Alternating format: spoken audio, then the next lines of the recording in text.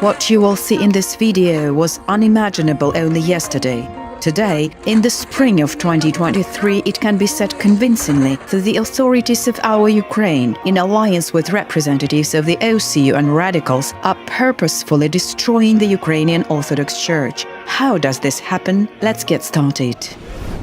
On March the 10th, the authorities announced the termination of the agreement with the UOC for the lease of the Lower Lavra. On March the 29th, the brethren were supposed to leave the monastery, but they did not. The believers organized a prayer standing in front of the entrance. People simply do not let the Commission for Inventory and Sealing of Churches. Everyone expected a forceful assault, but it did not follow. However, tragic events unfolded in the west of Ukraine.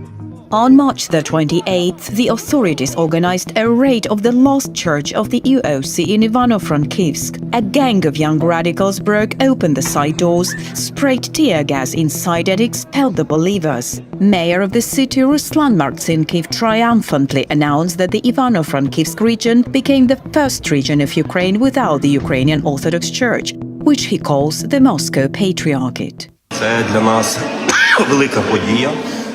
Франківська область – перша область, яка повністю сьогодні без московського патріархату. Soon the mayor said that the city had celebrated Easter for the first time without the Ukrainian Orthodox Church. Дійсно, це перша Пасха без московського патріархату. The authorities dealt with the Ukrainian Orthodox Church also in Lviv. On April the 5th, 50 unknown people, led by the deputy head of the Lviv Regional Council, Yuri Holod, broke into the St. George Cathedral right during the liturgy. They stopped the worship and staged a fake vote for the transition to the OCU. Then, together with the police, they expelled the believers. The temple was taken over.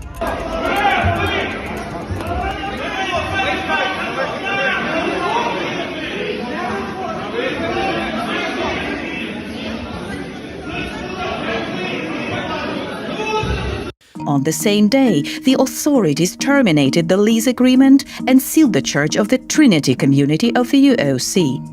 The next day, the authorities did the unthinkable. They demolished the lost temple of the UOC in Lviv with an excavator.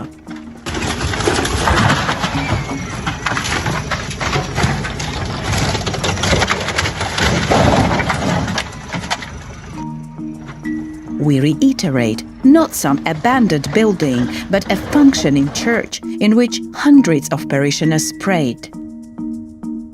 Like in Ivano-Frankivsk, Lviv Mayor Andriy Sadovey frankly stated that the communities were dealt with because of their belonging to the UOC.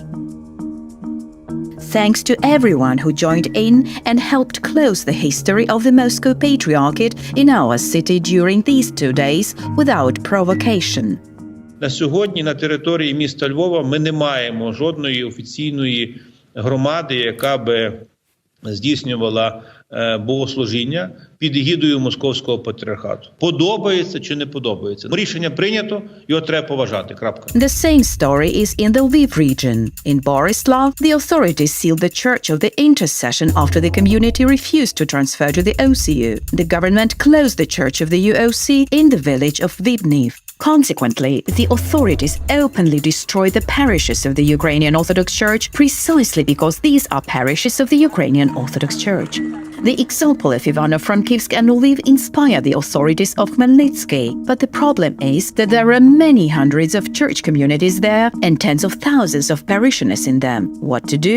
It was decided to use the provocation method proposed by the C14 leader Yevhen Karas for the Kiev-Pechersk Lavra. There he instructed his fighters to divide into groups of 2 or 3, where one would provoke a monk or a believer to aggression and the rest would film it on their phones. Тобто задача в даному случаї виступить каталізатором, ще більше загострить, що вони ведуть себе як агресори і як бидло. Таким чином, оця вся їхня агресивна поведінка, вона вся дуже сильно допоможе, щоб всі сказали, в тому числі європейці, що це якась агресивна терористична групіровка, а не монахи. This technology did not work in the Lavra because Karas' instructions got into the net. But in Khmelnytsky, everything came off brilliantly. On April the 2nd, all the Ukrainian media exploded with indignation. The Moscow priests of Khmelnytsky bet a military man. The channel showed footage where a subdeacon with parishioners were dragging a man away, while a female was lamenting about the scene of beating the military.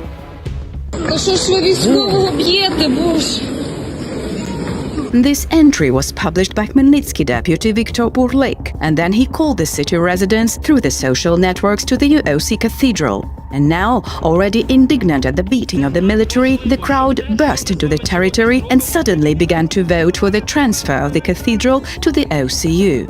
Вони звідси уходять. Тут залишається українська.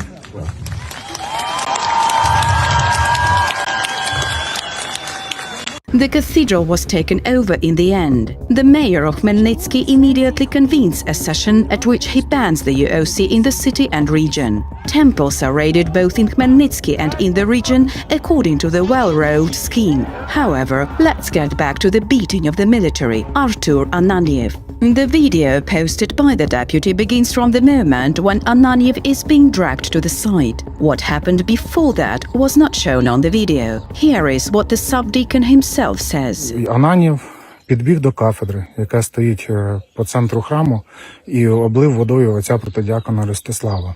Після чого він не зупинився, пригнувши на кафедру, скинув отця протодіакона, розірвавши церковний одяг, в результаті чого на підлогу впало святе Євангеліє.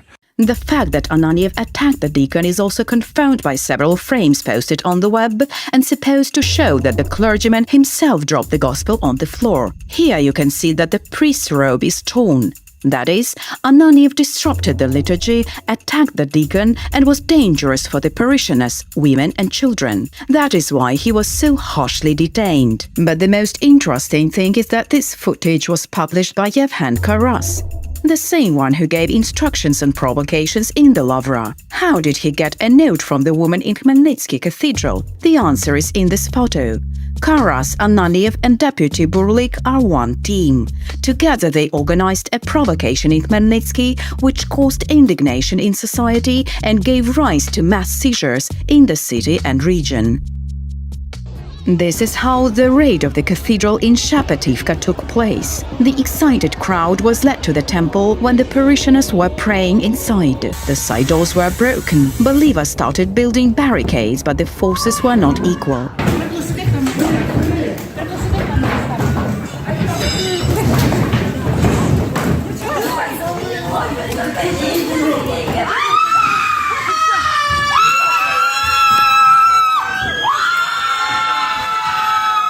Raiders opened the central doors. The crowd burst into the temple when part of the parishioners with their priests were praying on their knees. The new masters of life rejoiced and applauded.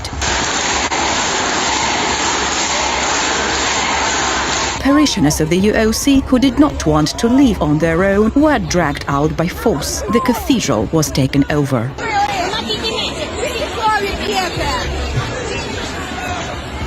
During the seizure of other churches in Khmelnytsky and the region, the authorities blocked access for parishioners. Ми всі хмельничані, прихожани цього храмів. Ось що зараз робиться в церкві? Чому люди, які прийшли на молебен, їх не пускають до церкви? Чому? Хто такі люди, які бігають? Що це таке робиться? Що це відбувається в церкві? Furthermore, instead of parishioners, the authorities gathered complete outsiders to vote for the transition to the OCU. Валентина Гесаль розповідає, мешкає в мікрорайоні на іншому кінці міста та приїхала підтримати громаду. Вважала своїм прямим обов'язком сьогодні взяти участь в цьому заході. Антоніна, жителька цього мікрорайону, розповідає, мешкає поруч із храмом, але на службу Божу ходить до іншої церкви, української. Прийшли підтримати. Дуже добре. These raids are organized and led by officials. For example, during the seizure of the St. George Church in Khmelnytsky, the man who was presented as the head of a new religious community is actually the director of the Khmelnytsky's electric utility company. In the situation at hand, believers cannot hope for power. They can defend churches only on their own, as was the case in Khmelnytsky. Here the officials also led the crowd to the cathedral with a clear intention to seize it, but failed. The parishioners became a wall at their shrine. Provocations against the UOC are not aimed at raids only. This is also an increase in the general degree of hatred for the church in society. And this hatred yielded its rotten fruits. Bishop Nikita of Ivano-Frankivsk was beaten in Chernivtsi.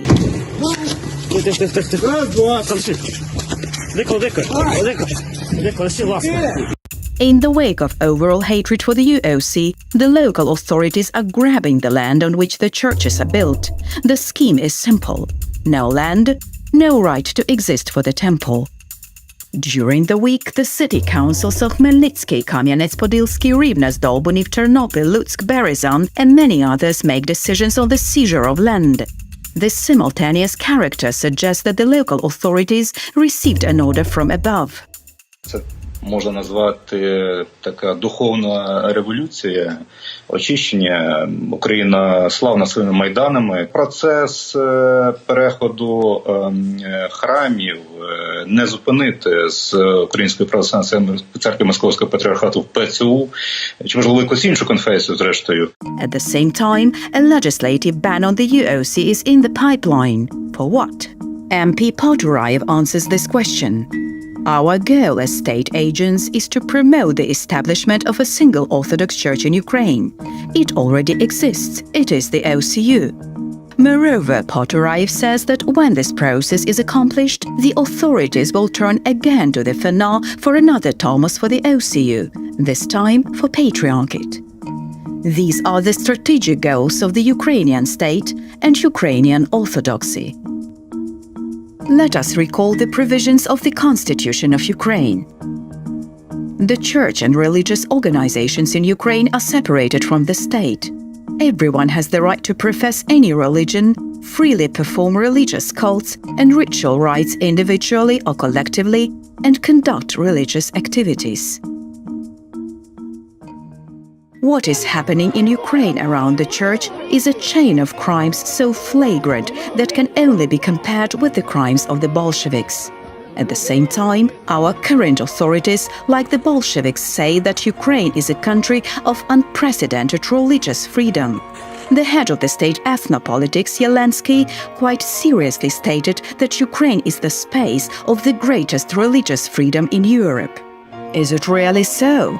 The demolition of churches, mass seizures of churches with the participation of the authorities, the deliberate destruction of one confession in entire regions, the incitement of hatred against a particular denomination are these signs of religious freedom. Someday, all the actions of our authorities against the church will be given an assessment, as it was done with the actions of the Soviet regime. Those state agents involved in the raids of local churches or elimination of the church at the legislative level will be responsible for this, while the war will serve only as an aggravating circumstance.